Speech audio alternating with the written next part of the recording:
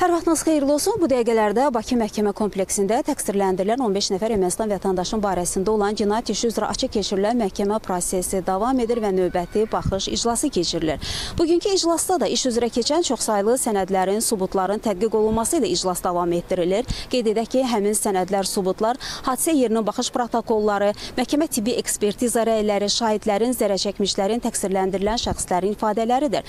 Prosesdə eyni zamanda iş üzrə keçən çoxsaylı video materiallar və fotomateriallar var ki, onlar da nümayiş etdirilir. Qeyd edək ki, həmin video materialların böyük bir hissəsi Ermənistanın vəzifəli şəxslərini 1-ci Qarabağ müharibəsi dövründə, 2-ci Qarabağ müharibəsi dövründə verdikləri müsahibələrdir. Hər biri törədilmiş cinayət hadisələrinin əslində etirafıdır. Həmin müsahibələrdə də onlar Ermənistanın Azərbaycana qarşı apardığı təcavüzkar müharibəni, ərazilərimizin işğal olunması, vətəndaşlarımızın necə qətlə yetirilməsi, necə öldürülməsi, yaşayış məntəqələrinin necə ateşə tutulması, əsir və girovların necə götürülməsi barədə fikirlərində etiraf edirlər. Sonuncu təqdim olunan video müsahibələrdən biri Ermənistanın Müdafiə Nazirinin müavini olmuş Manvel Qriqoryanın müsahibəsidir. Həmin müsahibədə o açıq şəkildə etiraf edir. Ermənistanın Azərbaycana qarşı apardığı təcavüzkar müharibə nəticəsində hansı cinayət əməllərini törətdiklərini, Azərbaycanın yaşayış məntəqələrinin işğal olunması hadisələrində necə iştirak etdiklərini, Azərbaycanlıları necə qətlə yetirdiklərini, onların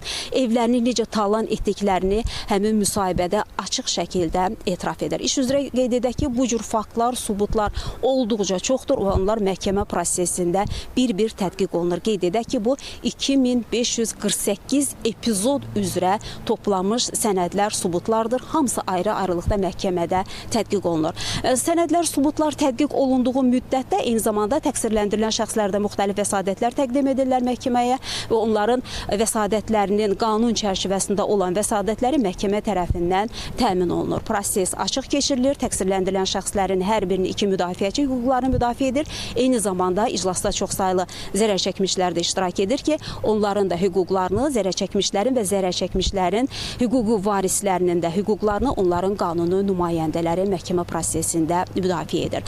Açıq keçirilən məhkəmə iclası ilə bağlı biz xəbərlərin növbəti buraxılışında geniş reportajımız olacaq ki, onu da tamaşaçıların diqqətinə çatdıracaq. Hələlik isə bu saata Bakı Məhkəmə kompleksinə çatdıracaqlarımız bu qədər deyərək sözü yenidən mərkəzə studiya ötürürük.